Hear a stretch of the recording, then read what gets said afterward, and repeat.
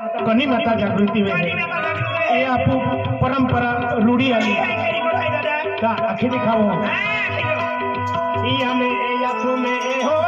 दिखे पूरा पूजा करूंगा मां बोहिना आंखों में हो दिखे पूरा पूजा करूंगा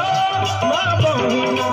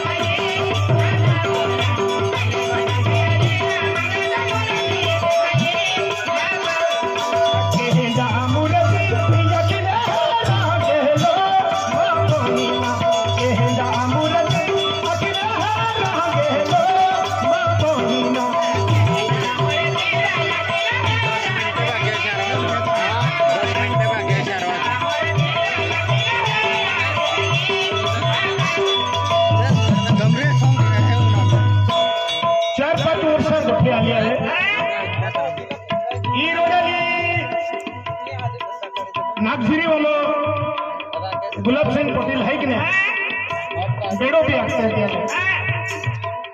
तेल गाड़ी थी देती गाड़ी चालू होता जहाला आमो आती हलवड़ा गेलो का मान मूर्ति दिखाई एक ही जोड़तो जोड़तो तरण माल जहालो आयो रोडाली जोड़तो जोड़तो अने एपलो गुलाब सिंह पटेले मां फसाड़ी कोना तो आवे आती काला पाई गया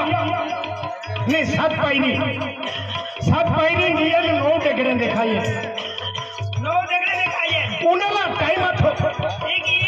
हकीकत है हां इज रोडाली जोड़तो जोड़तो जानो आयो 9 डगरे दिखाइए अति उठी पड़िया गाड़ी में देखो अति 9 डगरा नहीं पागे पड़िले दो पेंटे 9 डगरे 8 जोड़ लगवे देतो ता 9 डगरे पोले आते हां ते ई यहाँ होगी करण माल भी कारस्थान बनलो है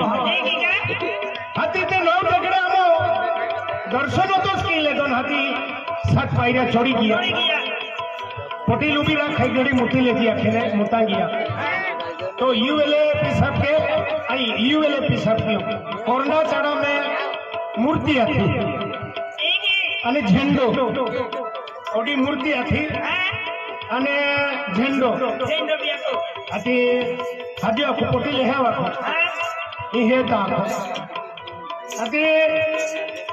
मूर्ति है मेरा आती एक ही कहता अब खोड़की पावना जाता हाँ खोड़की होगवड़े निकला मो खोड़की जाला हाँ मूर्ति ना विस्ता वेगी अविन विसिली जाओ होना मूर्ति आती अमु विषय ना होगवड़े जातरी या वेगी उठिन अविन है जीताओ मूर्ति भी काई नहीं डेगड़े भी काई नहीं इंडिया गोठे है केहेंदा अमूरती लगना लागे लो मां बोहिना केहेंदा अमूरती लगना लागे लो मां बोहिना केहेंदा